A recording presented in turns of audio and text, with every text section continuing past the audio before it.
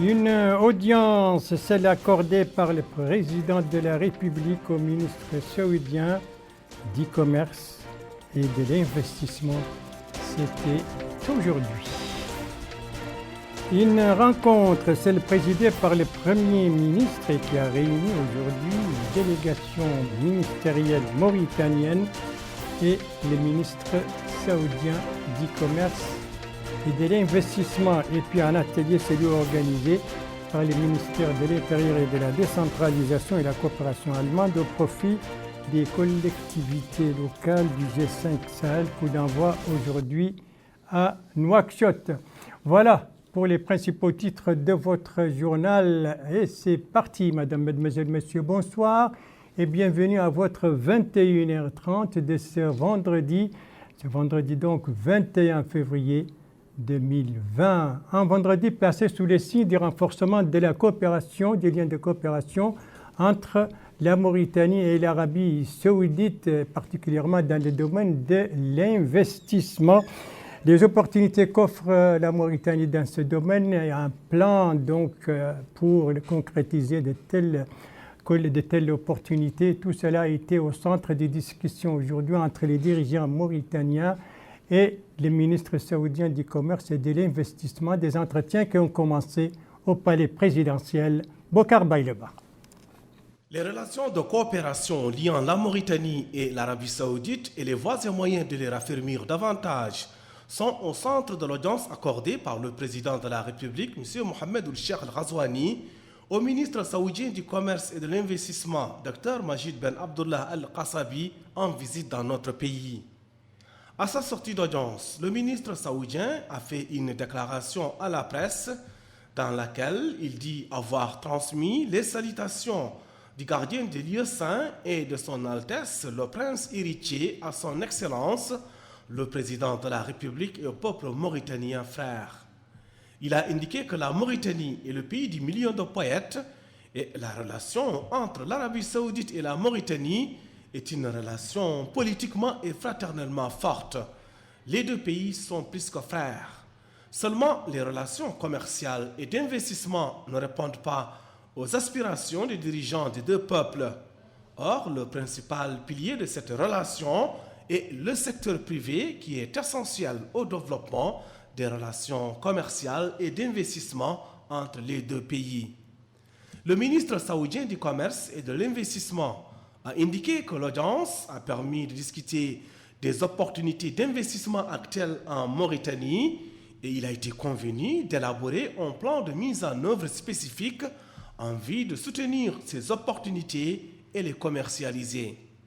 Il a rappelé qu'en janvier dernier, le Royaume avait accueilli une visite historique d'une délégation du patronat mauritanien comprenant plus d'une cinquantaine d'entreprises. Ce pont a contribué à corriger les impressions et à présenter aux parties les opportunités et les défis existants dans les deux pays. Dr Majid Ben Abdullah Al-Qasabi a indiqué que la réunion fut excellente et la Mauritanie est sans nul doute un pays qui possède tous les atouts naturels, notamment une façade atlantique longue de plus de 700 km, outre une vaste superficie, les potentialités agricoles, animales, touristiques, minières, énergétiques, entre autres. Nous prions Allah de remplir notre devoir envers la Mauritanie et son peuple, de soutenir, de commercialiser ces opportunités, d'améliorer les échanges entre les deux pays et peuples frères. L'audience s'est déroulée en présence du ministre du Commerce et du Tourisme, du directeur de cabinet du président de la République, du chargé de mission à la présidence de la République et l'ambassadeur du Royaume d'Arabie saoudite accrédité en Mauritanie. Voilà donc pour cette audience accordée aujourd'hui par le président de la République au ministre saoudien du Commerce et de l'Investissement. Autre rencontre également où le ministre était présent, le ministre saoudien bien entendu.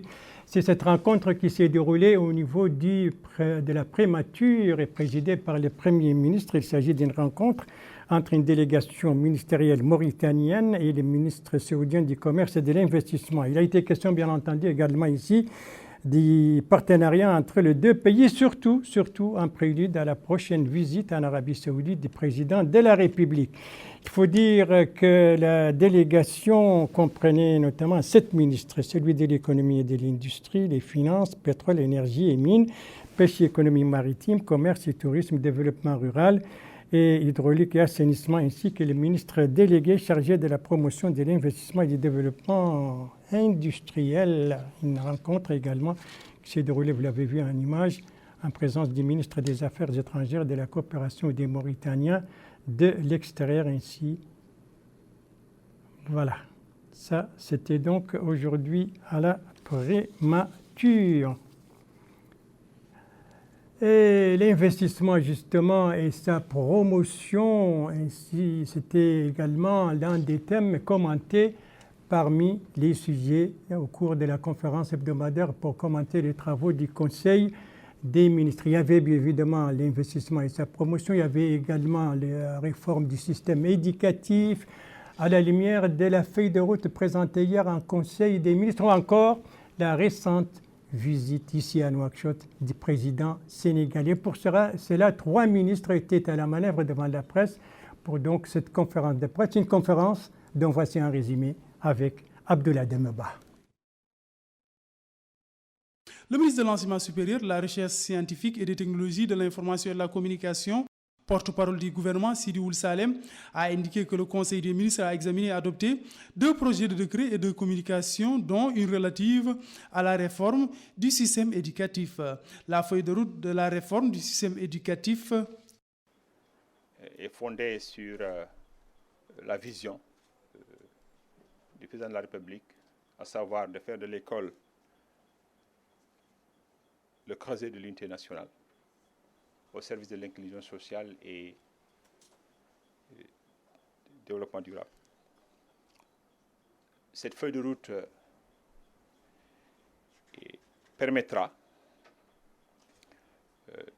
de capitaliser les expériences du passé, notamment les 5 réformes et les états généraux qui ont eu lieu dans le passé, pour tirer des leçons et conduire des concertations focus group au niveau départemental, au niveau des Mogada, au niveau régional, au niveau des wilayas et au niveau national, pour aboutir à une loi d'orientation qui permettra de donner un cadre légal au système éducatif national et de bâtir de là le plan national de développement du secteur éducatif 3, qui commencera en 2021, qui est décennal. Et la feuille de route également met en évidence les préparatifs de l'année scolaire 2020-2021, qui prendra en charge les premières mesures des réformes.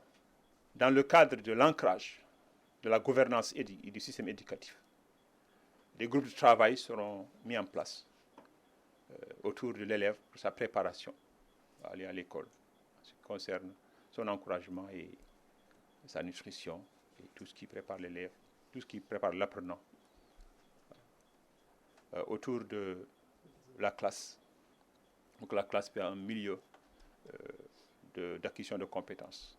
Quant au ministre délégué auprès du ministre de l'économie et de l'industrie chargé de la promotion de l'investissement et du développement industriel, Bibi Woulham, il a précisé avoir présenté 2 projets de décret comportant les objectifs, la composition et le mode de travail des 2 comités interministériels présidés par le Premier ministre. Ces 2 comités, dit-il, comprennent des représentants des départements ministériels concernés et du secteur privé. La mise en place de ces 2 comités vise, selon le ministre délégué, à compléter l'arsenal organisant le Conseil supérieur de l'investissement créé le 7 février de cette année. et qui, dit-il, est partie intégrante du programme électoral du président de la République. Le porte-parole du gouvernement a, au cours de cette conférence de presse, répondu à une interpellation relative aux retombées de la récente visite du président sénégalais Macky Sall en Mauritanie. Il a dans ce cadre indiqué que ce déplacement est la première visite officielle effectuée depuis la prise de fonction du chef de l'État. Ce déplacement, poursuit le porte-parole du gouvernement, intervient à la suite de la première visite du président de la République qui a eu lieu au Sénégal. Il a par ailleurs affirmé que cela est tout à fait normal du fait des relations séculaires et historiques liant les deux pays frères. Il a enfin souligné que ce déplacement constitue un succès eu égard au nombre d'accords et de conventions qui ont été paraphés. Voilà, un résumé donc de la conférence hebdomadaire pour commenter les travaux du Conseil des ministres. Celle d'hier, vous venez de le voir, était animée par 3 membres du gouvernement, à savoir le ministre de l'Enseignement supérieur, de la Recherche scientifique et d'éthique, des technologies de l'information et de la communication, ses collègues de l'enseignement fondamental et de la réforme de l'éducation nationale et le ministre délégué chargé de la promotion de l'investissement et du développement industriel.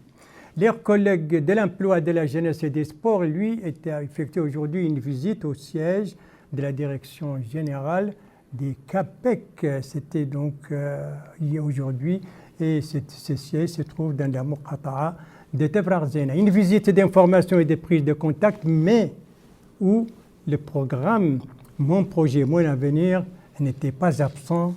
Bokar Baïlaba. Le réseau des caisses populaires d'épargne et de crédit dispose de 51 agences sur tout le territoire national. Le nombre de ses membres a atteint plus de 260 000 avec un solde d'épargne de 7 milliards de guillards. Avec le programme Mon projet, mon avenir, le rôle du réseau des caisses populaires d'épargne et de crédit prend encore de l'épaisseur. Et la visite du ministre de l'Emploi, de la Jeunesse et des Sports, Dr Taleboul Sid Ahmed, vient donner une nouvelle impulsion à la structure qui a une longue expérience dans la conduite de petits projets à travers des prêts. Lors d'une réunion avec les responsables et les travailleurs du réseau, le ministre a expliqué les plans et programmes mis en œuvre par le département pour réduire le chômage, notamment chez les jeunes, considérant que le facteur humain est la pierre angulaire du développement du pays. Il a exhorté les employés à conjuguer les efforts pour poursuivre les gains réalisés par ce réseau en rapprochant les services des citoyens, en particulier les franges les plus démunies. Dr Taleboul Sid Ahmed a assuré que le département ne ménagera aucun effort pour surmonter les obstacles et travailler à l'amélioration des conditions des travailleurs, ce qui accélérera la réalisation des objectifs. De son côté, la directrice générale du réseau des caisses populaires d'épargne et de crédit, Nakbouha Mintetlamid, a fait une présentation des travaux de cette institution, indiquant que les conditions du réseau s'améliorent grâce à l'engagement dans les transactions avec les partenaires. Le porte-parole des travailleurs a apprécié la réponse de la direction à leurs demandes, notamment pour l'amélioration de leurs conditions. Améliorer les conditions de vie des citoyens, c'est aussi l'objet donc de cet atelier régional organisé par le ministère de l'Intérieur et de la décentralisation en collaboration avec la coopération allemande. C'est un atelier régional pour les collectivités locales et il porte sur la gouvernance, sur la gestion locale justement. Et c'est un atelier dont le coup d'envoi a été donné aujourd'hui ici à Nouakchott. Alors, sur les sujets donc de cet atelier et sur le nombre de participants, des précisions avec Abdoulaye Demeba. Une soixantaine de participants venant des différentes régions et collectivités locales du G5 Sahel prennent part à cet atelier sur la gouvernance et le management des collectivités territoriales dans un contexte de fragilité et de recherche de la paix et de la sécurité. Cette rencontre est organisée par l'Alliance des associations des pouvoirs locaux des pays du G5 Sahel. Elle permet aux différents acteurs d'échanger leur expérience sur les défis, perspectives et solutions dans un contexte de fragilité et de quête de la paix et de la sécurité. Le secrétaire général du ministère de l'Intérieur et de la décentralisation, Mohamed Ould Soueidat, a fait part de l'importance de ces rencontres qui s'inscrivent dans le cadre des efforts visant le développement socio-économique du continent africain, particulièrement des pays du G5 Sahel.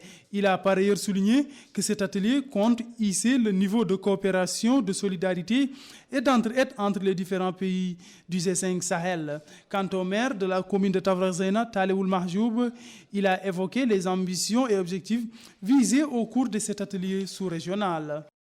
La rencontre de Nouakchott permettra à cette organisation de se doter d'outils, de moyens d'orientation, d'actions concrètes afin que les collectivités que nous sommes puissent pleinement jouer de leur partition dans la grave crise qui traverse notre sous-région et qui prend depuis quelque temps des proportions alarmantes. Chers collègues élus locaux, maires, présidents des cercles de région des pays du G5 Sahel, c'est le lieu de rappeler notre responsabilité à mieux nous organiser, nous assumer, nous former afin d'être partie prenante, incontournable dans le processus de gestion et de sortie de cette crise. La coopération allemande et reste engagée dans l'accompagnement des structures partenaires à tous les niveaux, afin de permettre aux différents acteurs clés de la décentralisation de mieux assumer leurs tâches. Ceci en se basant sur les expériences régionales et dans leur capitalisation. Cela se traduit par des actes concrets avec l'offre de l'Alliance APL G5 Sahel, de faciliter les échanges, partager les expériences entre collectivités territoriales et leurs fêtières, tenir des rencontres stratégiques sur des sujets sensibles et aussi à l'élaboration de ces plans stratégiques et d'actions. Rappelons que cet atelier s'étale sur 5 jours. Et le coup d'envoi a été donné aujourd'hui donc de cet atelier régional au profit des collectivités locales sur la gestion locale donc des pays du G5 Sahel au niveau donc des collectivités locales. G5 Sahel, justement, on en parle beaucoup à Nouakchott en ce moment puisque Mme Mauritanie, vous le savez, s'apprête à prendre la présidence en exercice de cette organisation sous-régionale et ce sera l'occasion du sommet du G5 Sahel prévu la semaine prochaine ici dans notre capitale et dont les préparatifs ont déjà commencé avec la réunion des experts qui se déroule depuis hier pour préparer la 7e session ordinaire du Conseil des ministres prévue, elle, le dimanche prochain, la conférence ministérielle qui va préparer donc les travaux du sommet du G5 Sahel à l'issue duquel la Mauritanie prendra la présidence en exercice de cette organisation. Voilà pour la politique et on va parler maintenant des activités, des formations politiques avec ce soir celle de la coalition Vivre Ensemble, Vérité et Réconciliation. Cette coalition qui a organisé une conférence de presse, c'était hier à Nouakchott, conférence consacrée aux derniers développements sur la scène nationale, tant dans le domaine politique que dans celui des droits de l'homme. L'occasion pour le président de cette coalition de souligner l'importante phase politique que vit actuellement le pays, une phase, a-t-il dit, qui appelle la participation de toutes et de tous, de toutes les composantes de la société mauritanienne. Notre coalition, a-t-il ajouté, œuvre pour concrétiser l'unité nationale et a rejeté toute tentative visant à porter atteinte à la sécurité et à la stabilité du pays. Et un communiqué publié à cette occasion affirme que cette coalition constitue un cadre général d'échange et de concertation ouvert à toutes les forces démocratiques nationales qui cherchent à construire la Mauritanie, une Mauritanie réconciliée avec elle-même et où règne l'égalité entre tous. Après la politique, le médical, la santé si vous voulez, qui nous conduit, une page qui nous conduit dans notre capitale économique avec les activités là-bas d'une mission médicale espagnole, une mission qui vient des îles Canaries et qui travaille là-bas depuis mercredi et c'est là jusqu'au 1er mars prochain. C'est un reportage de l'un de nos correspondants permanents là-bas, Alvarez Cheibani, un reportage revu et présenté en français par Abdoulaye Demeba. Cette mission médicale espagnole en visite de la capitale économique Nouadhibou effectue des consultations médicales dans le centre de santé Redouane et celui de Bagdad. La mission en provenance des îles Canaries, qui poursuit ses activités depuis le mercredi passé jusqu'au 1er mars, est composée des spécialistes en neurologie, en pédiatrie et en gastrologie. Le responsable de la coopération extérieure de la commune de Nouadhibou, M. Ibrahim El Mohamed Mahmoud, a précisé que l'arrivée de cette mission s'inscrit dans le cadre d'un plan d'action mis en œuvre par la commune en collaboration avec ses partenaires espagnols, faisant remarquer que la commune prend en charge les matériels et les médicaments. Pour sa part, le professeur Pino Pilon, spécialiste en neurologie, président de la mission, a mis en exergue l'importance de cette mission pour rapprocher les services de santé aux citoyens, affirmant que l'objectif visé de cette mission est d'améliorer la situation générale de santé. Les bénéficiaires des services de cette mission médicale ont salué cette initiative qui leur offre des soins gratuits à Nouadhibou, évitant ainsi aux malades l'évacuation à Nouakchott ou ailleurs. Notons que la mission médicale espagnole a effectué jusqu'à présent plus de 80 consultations dans les différentes spécialités médicales.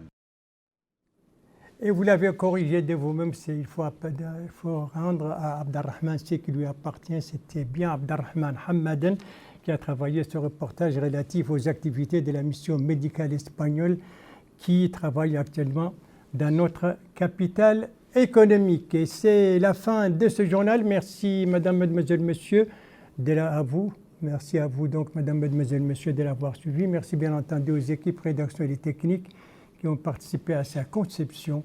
Je vous en rappelle les principales informations.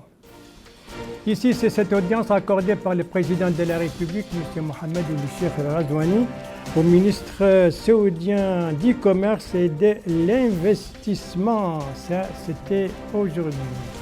Le ministre saoudien qui a assisté également à une réunion avec une délégation ministérielle, mais cette fois à la primature, une réunion présidée par le Premier ministre. Et là aussi, il a été question du partenariat entre l'Arabie saoudite et la Mauritanie. Ça, c'est cet atelier régional organisé par le ministère de l'Intérieur et de la Décentralisation en collaboration avec la coopération allemande sur la gouvernance et la gestion donc, locale dans un temps de crise au profit des collectivités locales des pays du G5 Sahel.